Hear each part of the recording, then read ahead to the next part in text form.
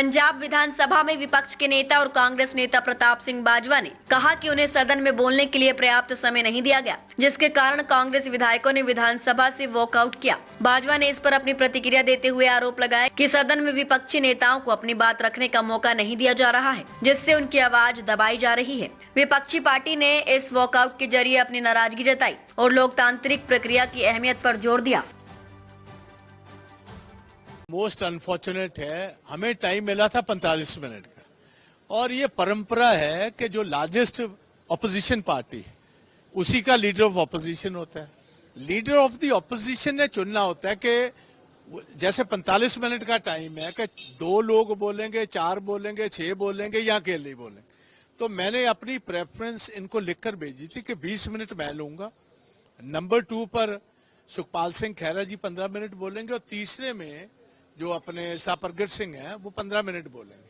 सो मैंने 21-22 मिनट लिए और उसके बाद हम तो अभी ऑफिस में बैठे थे तो हम वेट कर रहे थे खैरा साहब को टाइम देंगे, मगर जब खैरा साहब का टाइम आया तो स्पीकर ने खुद उनका नाम लेने के बजाय वो उसका नाम ले दिया, सापरगढ़ सिंह जी का। हमें कोई एतराज नहीं, वो हमारे कुलीग हैं। और परगढ़ सिंह जी के बोलने बाद भी अभी 11 मिनट का टाइम बचा था तो मैंने उनको पूछा कैलकुलेट कीजिए कि 11 मिनट है। मैंने कहा वो आप खैरा साहब को दिए, कहने नहीं आप बोल लीजिए, इनको टाइम नहीं देना। तो ये बात है कि मैं समझता हूँ मोस्ट अनडेमोक्रेटिक है ये जमात। डेमोक्रेसी में क्या आप समझते हो विश्वास रखती है?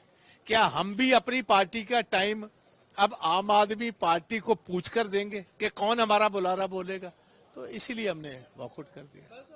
लालजी भुल्लर ये चीज कहते हुए नजर आए कि हमसे ज्यादा टाइम अपोजिशन में मिलता है, उनका हर एक व्यक्ति बोल जाता है, हमारे कई विधायक हैं जो नहीं बोल पाते हैं। भाई हमेशा लालजीत भुल्लर जी पहली दफा मिनिस्टर बने, उनको रूल्स एंड रेगुलेशंस ही नहीं पता। हर पार्टी की स्ट्रेंथ के मुताबिक टाइम मिलता है, उनको 2.5 घंटे मिले हुए हैं, मगर उनको यह भी पता होना चाहिए गवर्नर एड्रेस पर मिनिस्टर नहीं बोलते, मेंबर्स बोलते। तो इसलिए उनको टाइम नहीं, उनको ये नहीं पता गवर्नर एड्रेस पर वो बोल ही नहीं सकते।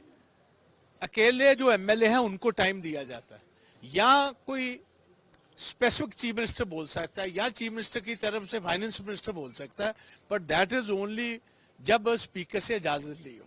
तो लालजीत भुल्लर साहब को इतनी कहने की जरूरत है कि भैया ये आप अपने स्पीकर पर ही एस्पर्शंस कास्ट कर रहे हैं। हमें तो जो अपनी स्ट्रेंथ से टाइम 16 मेंबर की हमें 45 मिनट मिले थे तो हमने वो 45 मिनट बोलना ही था जी। भाई आप खुद देखो, मैंने पूछा, वो कह रहे हैं कि सेंटर वालों से मीटिंग थी, तो मैंने कहा आपका चीफ मिनिस्टर उस मीटिंग में क्यों था जी? और डिटेंशन अगर किसान लीडर्स की तो किसने की? पंजाब पुलिस ने पकड़ा कि पैरामिलिट्री फोर्सेस ने पकड़ा? तो आज अभी डीजीपी का बयान चल रहा है कि इतने लोग हमने गिरफ्तार की, इतने हम रिहा कर रहे हैं। और फिर मैंने एलिगेशन लगाया कि वहां 135 ट्रॉलियां चोरी हुई, एसी चोरी हो गए, उनके बेड उठाकर बिस्तरे उठाकर ले गए। तो वो भी आज सीएम उनका डीजीपी का बयान आ रहा है कि जो नुकसान हुआ उसकी भरपाई हम करेंगे। तो कंसीड कर लिया कि चोर भी यही है। सर आखिरी सवाल, सर पार्लियामेंट में एक लिस्ट पेश हुई है कर्जे को लेकर स्टेट वाइज, उसमें दूसरे नंबर पे पंजाब सबसे ज्यादा कर्ज में नजर आ रहा है, उस पे क्या कहेंगे सर? देखो, ना तो बीजेपी वाले पंजाब की मदद करना चाहते हैं और ये हमारे मुख्यमंत्री साहब है, इनके पास वक्त ही नहीं। तो पंजाब तो भगवान के सहारे छोड़ दिया, किसानों को भगवान के सहारे। आप मुझे बताओ किसी आदमी के पास इतना वक्त है कि अपने बच्चों को छोड़े, अपने घर को छोड़े और जाकर सड़क पर बैठा रहे? अगर बैठे हैं वो अपनी वाजिब डिमांड्स के लिए बैठे हैं। और इन्होंने परसेप्शन क्रिएट ये करती कि अगर सड़कें बंद हैं वो किसानों ने की। सड़कें बंद तो हरियाणा गवर्नमेंट ने की थी, कोई किसान ने थोड़ा की। और कितनी दफा मैंने कहा, भगवंत मान को पूछा कि कभी आपने इंडस्ट्री की, ट्रेड की और किसान यूनियंस की मीटिंग करवाई? आप बताओ कि भाई हमें ये प्रॉब्लम है।